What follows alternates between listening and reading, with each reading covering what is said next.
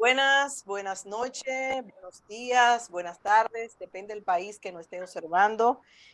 Nuestro programa sobre resumen de noticias semanal, acompañado a la periodista Yoselina Guevara. Vamos a darle la oportunidad de informar algunas noticias que fueron muy importantes para esta semana. Y arrancando, saludando a mi compañera Yoselina. ¿Cómo estás?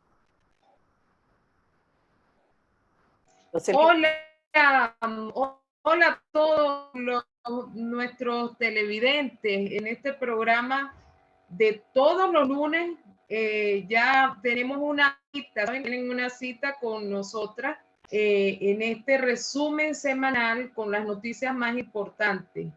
Bueno, para ya comenzar en caliente, María Luisa, porque ya entró la primavera. Ya está entrando la primavera y ya está mejorando el clima, sobre todo aquí en el viejo continente, desde donde les estoy hablando.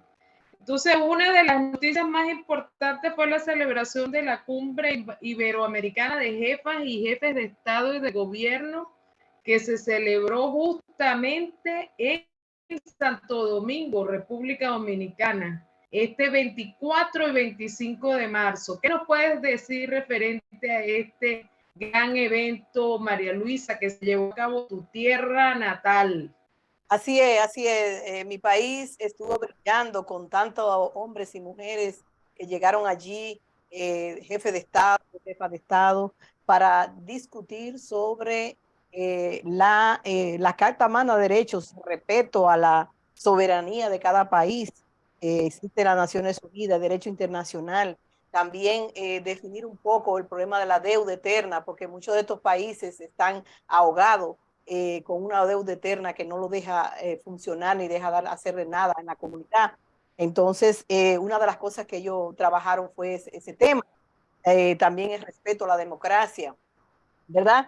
Lamentablemente, el respeto a la democracia y no vimos ese llamado tan fuerte que debió hacerse con relación a lo que está pasando en Perú. Yo no sé si tú has dado seguimiento, pero yo no veo que una fuerza, un llamado de fuerza. Si estamos hablando de derecho internacional, de derecho de la soberanía de los pueblos, y en Perú no se está respetando la derecha, ese guión, o sea, esa carta interamericana no se está respetando porque le dieron un golpe de Estado al presidente y lo tienen prácticamente secuestrado, preso.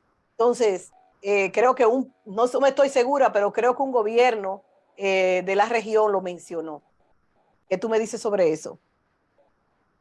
Bueno, fíjate, fue el presidente Gustavo Petro el único que alzó su voz para defender no solo el pueblo peruano que está sufriendo un gobierno implacable, que es el gobierno de Dina Boluarte, sino que también mencionó el presidente Petro, valientemente mencionó la ausencia de Pedro Castillo por el golpe de Estado que se sigue viviendo en Perú. Fíjate que esta semana van a hacer un viaje hasta el Vaticano el doctor Guido Crozzato, que es el abogado del presidente Pedro Castillo, el presidente que le dieron un golpe de Estado en Perú, para reunirse. El doctor Guido Crozzato se va a reunir con el Papa Francisco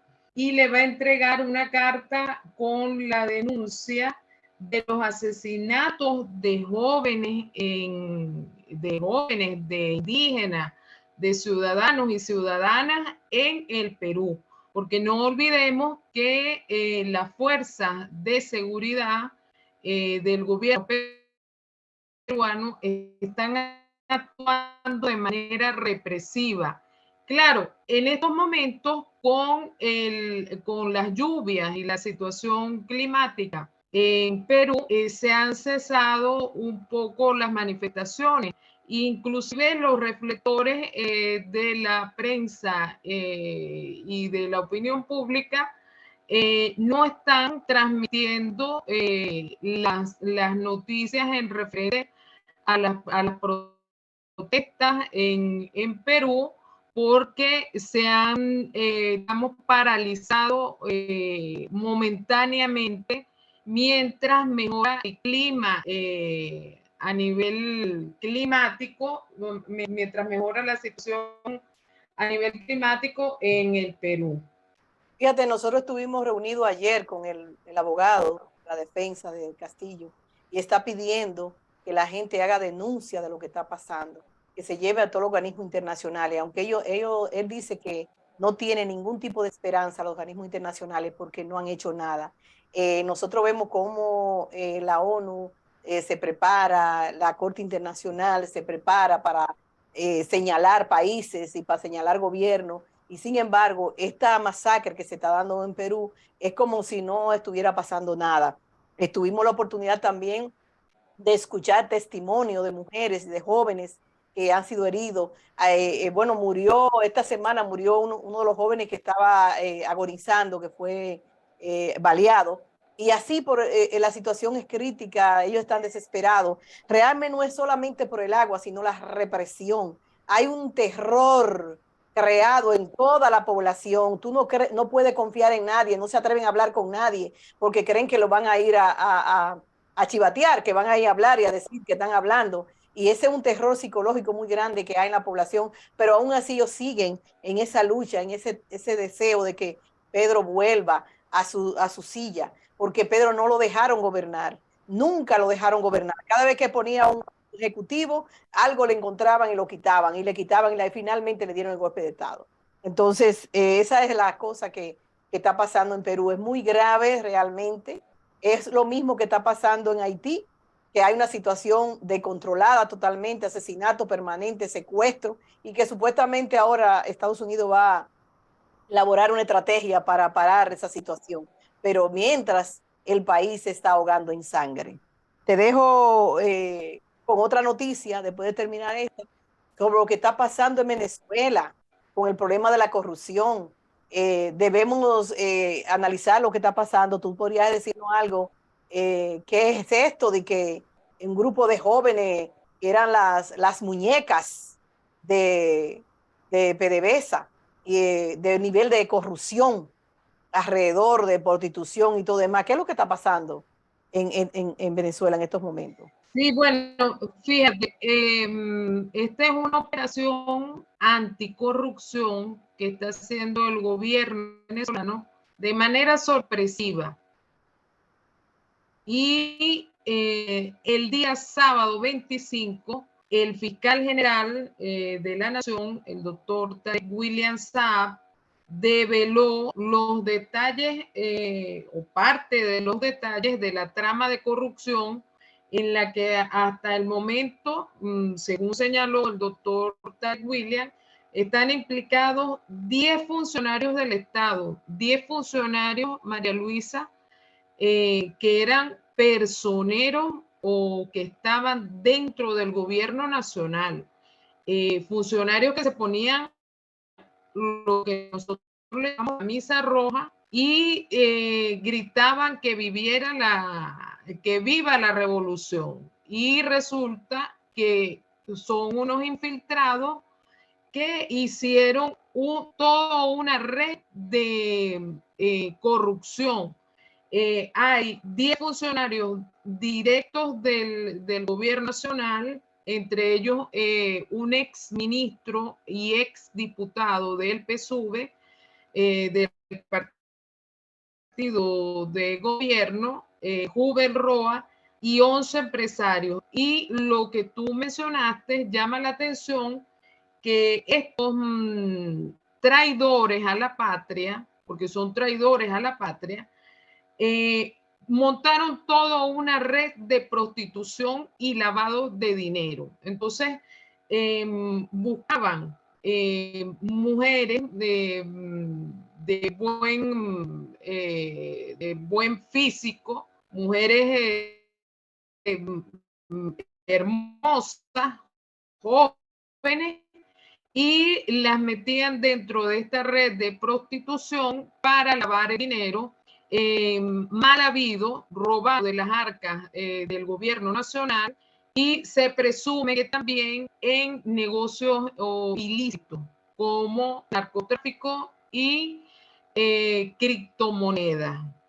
Estas jóvenes, fíjate, María Luisa, llevaban una vida de millonaria y que no lo escondían, la mostraban tal cual como en las colombianas. Hay una novela colombiana muy famosa que probablemente nuestros televidentes o las personas que nos escuchan y que nos están viendo a través de YouTube la conoce, que es Las Muñecas de la Mafia. Así, de esa misma manera, operaron en Venezuela estos delincuentes. Entonces, no escondían la vida de millonaria, que inclusive el fiscal general, el doctor William Saab, dice o hizo una comparación entre la vida de estas muchachas de procedencia humilde que tenían una vida como unos príncipes sauditas, o sea, como una monarquía saudita, en los mejores hoteles, en viajes en aviones privados, jet privados, los mejores hoteles, Dubái. Hay fotos, inclusive hay fotos de estas muchachas que están rodando por las redes sociales, porque ahora con internet todo se sabe. Entonces hay fotos de estas muchachas con unas casas que son unas mansiones que nunca trabajando legalmente lo hubiesen podido adquirir, todos estos lujos. Entonces es muy triste que la juventud siga ese tipo de ejemplo, porque es un periodo de la vida, pero lo que les espera ahora es la cárcel. Entonces van a terminar sus días en la cárcel. Aparte de que es una vida de exceso, y de enfermedades y de posiblemente inclusive de violencia, porque allí se ejercía la violencia contra las mujeres. Nosotros no sabemos si detrás de esa fachada de muñecas recibían maltrato, no solamente psicológico, sino también a nivel físico. Entonces, el mensaje es ese. O sea, lo mejor es llevar una vida tranquila, sin exceso, y lo mejor es poder dormir tranquilo, sin preocupación que te está buscando la policía, o que lo que tú te estás ganando, te lo ganaste de manera mala vida. Ese es un mensaje. Desde Infodesnudo nos solidarizamos y apoyamos esta operación anticorrupción que está llevando a cabo el presidente Nicolás Maduro. El fin de todas estas personas que están involucradas, estos delincuentes que están involucrados, es la cloaca de la historia. Por eso van a ser recordados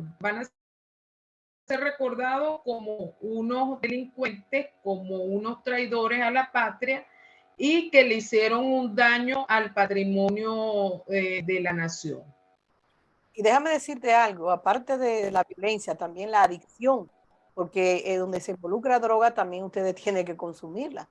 Eso es otra cosa. Otra de las cosas es que esto tiene algo mucho más profundo que la simple idea de que hay corrupción.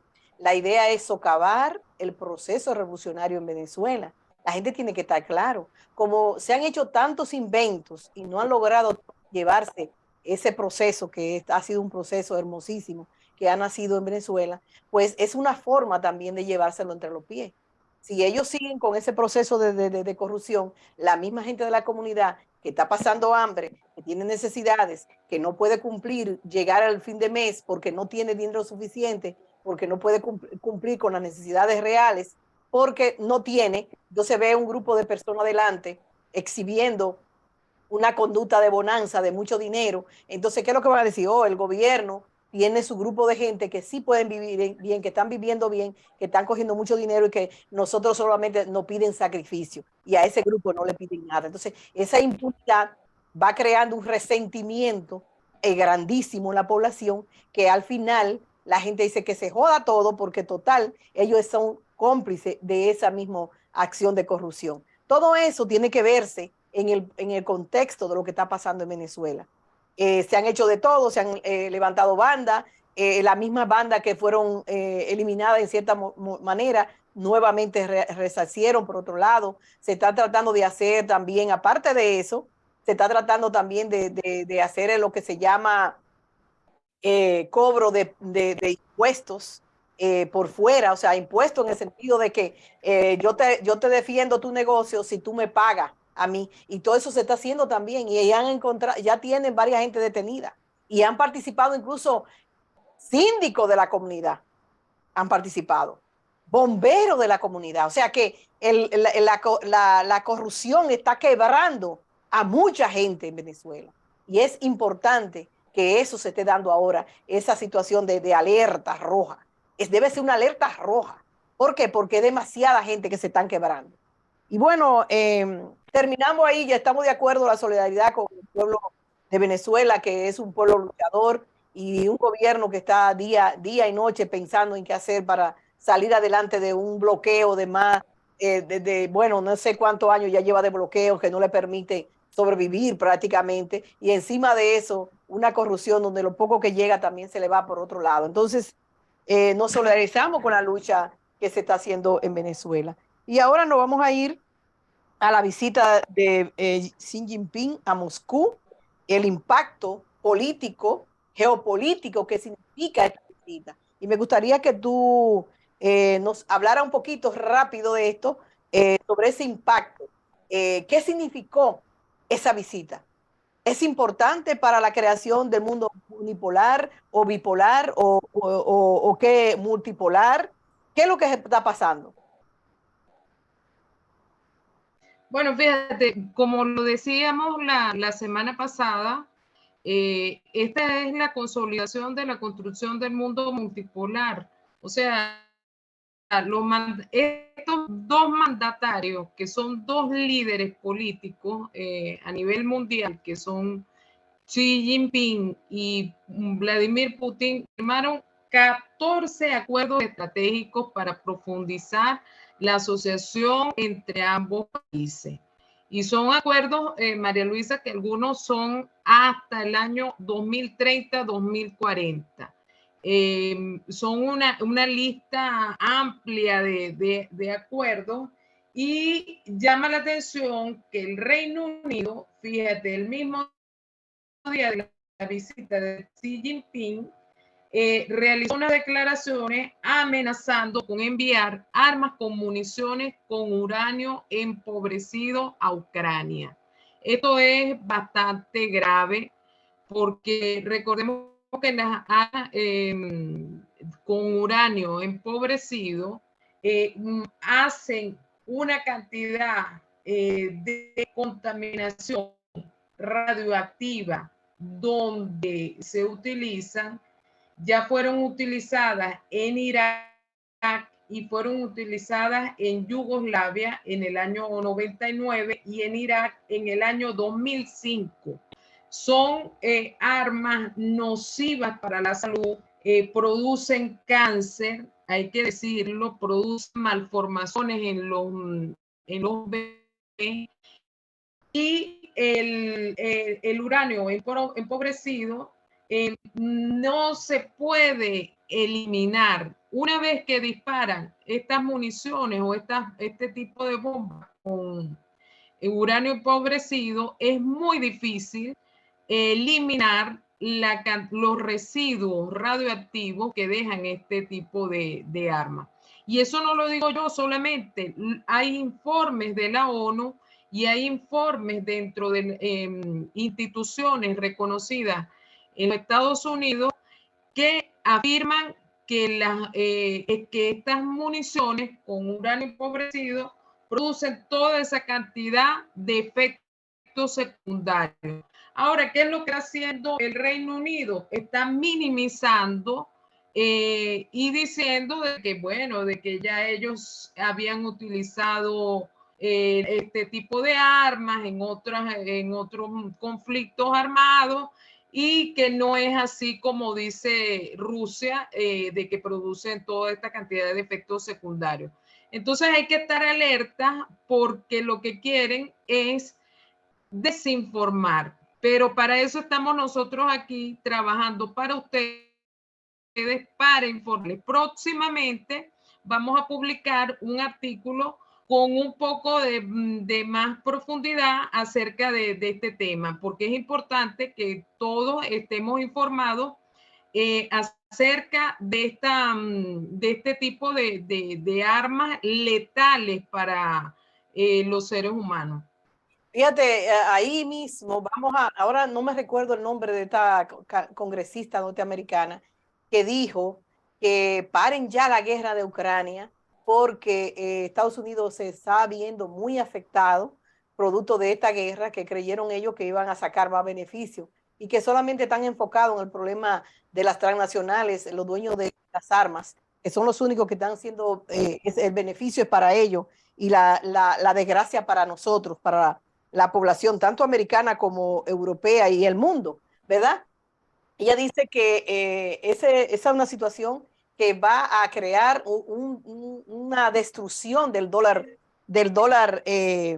estadounidense. Entonces, ella también habla de que el yuan va a asumir una postura internacional. Si asume una postura internacional, entonces, o sea, va a estar por encima del dólar y eso va a causar cierta situación. O sea que el problema aquí de esa reunión que se dio con Xi Jinping y Rusia fue una reunión de mucha importancia en el desarrollo de la geopolítica mundial, donde los dos países decidieron de forma autónoma crear su propio medio para sobrevivir, entendiendo que hasta ahora, en el caso de Rusia, por ejemplo, que coqueteó todo lo que pudo con Europa, queriendo ser parte de Europa, tocándole la puerta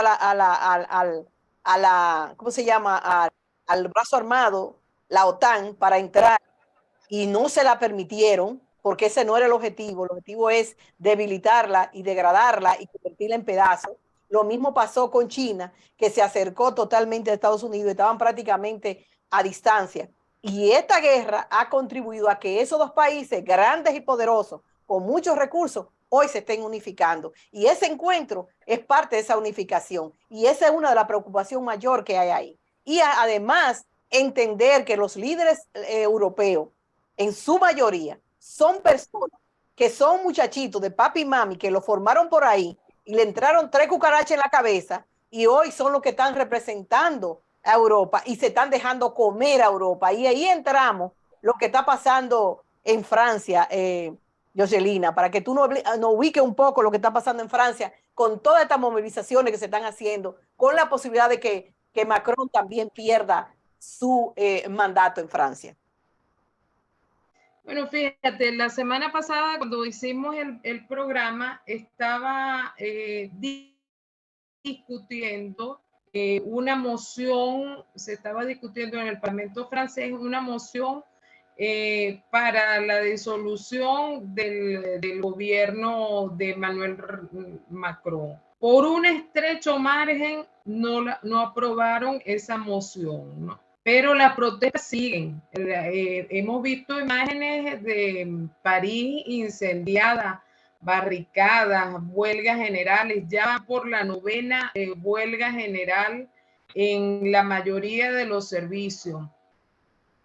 París está, bueno, en una situación de caos porque el servicio de los recolectores de basura, que son trabajadores que ellos le llaman sanitarios, ese servicio de recolección de basura no está funcionando. Están en huelga desde hace más de 2 semanas y aquello es una situación de insalubridad que los videos están y las fotografías están del famoso jardín del cual hablaba Borrell, el canciller de la Unión Europea. Hablaba de que Europa era un jardín y lo demás era una selva. Resulta que ese jardín se le está volviendo un cochinero, con el perdón de los cochinitos. Sí, con el perdón de los puerquitos, porque la situación en París es verdaderamente dramática. Hay ratones y ratas por toda la ciudad. Los contenedores de basura, aquello es desbordado, e inclusive han llegado los manifestantes han llegado inclusive a incendiar estos contenedores de basura. Vimos en unas imágenes en Burdeos donde, bueno, prácticamente incendiaron la entrada, la fachada de la alcaldía. Entonces, la situación es que Francia está en llamas y Macron está como si nada. Fíjate, no solamente él sigue con su misma él sigue con su misma postura. Sí. Yo sé que tú te estás refiriendo a Israel. Israel está en llama también. El Estado de Israel está en una situación, sí, tremenda. O sea, y no solamente Israel, María Luisa, hoy hubo una huelga general de transporte en Alemania. Alemania también. No hubo transporte, no salieron aviones, no hay trenes. Bueno, una situación también de caos, pero este es el jardín de Borrell. Este es el famoso jardín del Edén. El jardín de Pina, entonces sería el jardín de Pina, porque imagínate tú, realmente es lamentable lo que está pasando y es producto de que no tenemos real y efectivamente políticos con capacidad que puedan dirigir los destinos de las naciones y que simple y llanamente se llevan, o sea, lo hacen hacer las cosas por obligación. Ahí estamos viendo por ejemplo, ¿cómo se llama? Japón, que está entrando a un acuerdo con Estados Unidos a expensa de la situación que está viviendo, de que Japón prácticamente le debe la vida a China, pero él tiene que asumir un compromiso con Estados Unidos y él prefiere mejor hundir a su población y aceptar los designios de Estados Unidos. Entonces, eso es así, la mayoría de dirigentes que están haciendo, o sea, de grandes hombres y mujeres que están dirigiendo el destino de los países, no tienen la capacidad de dirección. Están ahí porque son hijos de papi y mami o que lo formaron en una escuelita y lo pusieron ahí, pero capacidad ninguna. Entonces, no se preocupan por su identidad, por la autonomía de su pueblo, por nada. Esa es una realidad. Bueno, estamos terminando ya, pero eso lo tenemos que ver así. Bueno, ahora está el problema del agua. Joselina, ¿tú tienes un comentario sobre eso? Joselina. Sí, fíjate, la semana pasada fue el Día del Agua y también nosotros hicimos un comentario acerca de lo que está sucediendo en Somalia, en África. 43,000 personas han muerto por falta de agua. La sequía es tremenda. Y según un informe de la ONU que salió el día 21 de marzo, la escasez de agua se está extendiendo rápidamente y existe un riesgo inminente de crisis mundial del vital líquido, o sea, del agua. 2.000 millones de personas en el mundo no tienen acceso al agua potable. Esto es grave y es una de las consecuencias del consumo mismo, pues, o sea, de hacerle daño a la a nuestro planeta, a nuestra naturaleza, a fuentes de agua. Nosotros que en Latinoamérica tenemos tantos recursos naturales, tenemos que también sembrar la conciencia de cuidar sobre todo las fuentes de agua, la naturaleza, la Pachamama de la cual hablaba siempre y habla siempre el expresidente Evo Morales. Sí, fíjate, vamos a terminar ya con el resumen de noticias, dándole las gracias a todos ustedes, pero antes vamos a despedirnos con dos noticias positivas y una de ellas es que los bloques a nivel internacional y regionales se están fortaleciendo y ahí tenemos, por ejemplo, el regreso de Argentina al bloque UNASUR, interesante, ¿verdad, Jocelina?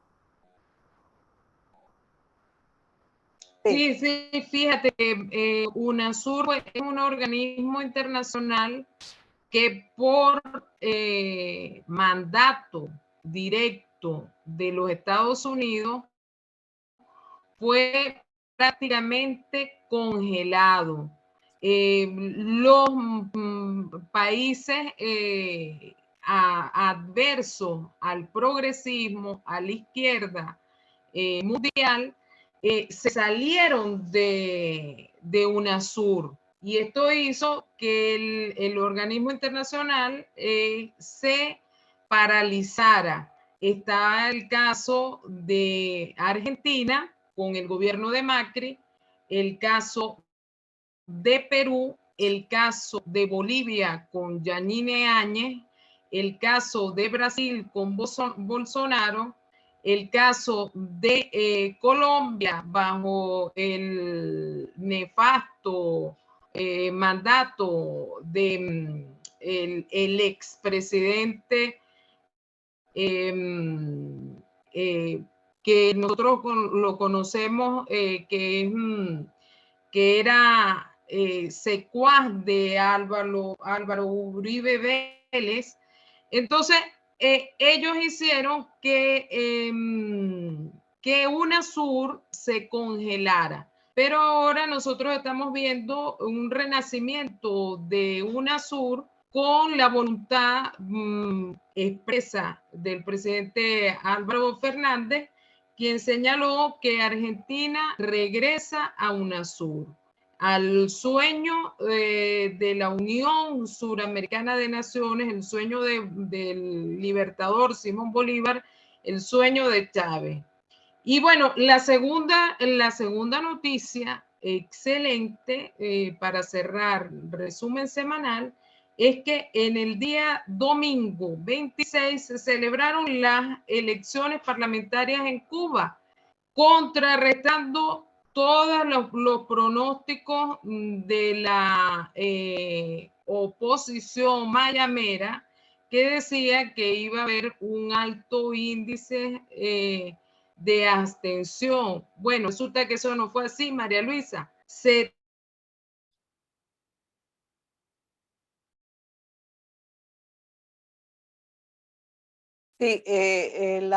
no hubo esa alta y de que se hablaba de que la gente no iba a participar, que no iba a votar. Se hizo el trabajo, la gente participó y fue a las urnas a darle seguimiento a lo que ellos han estado trabajando. Ahí se habla de un 70.34% de las personas que participaron en las elecciones. Se habla que eligieron 470 diputados y diputadas para la Asamblea del Poder Popular. Así que muy buenas noches, muy buenos días, muy buenas tardes para todos ustedes por escucharnos, por estar aquí en este resumen semanal con nuestra compañera Jocelina Guevara, que está con nosotros todos los lunes. Hasta luego y nos vemos.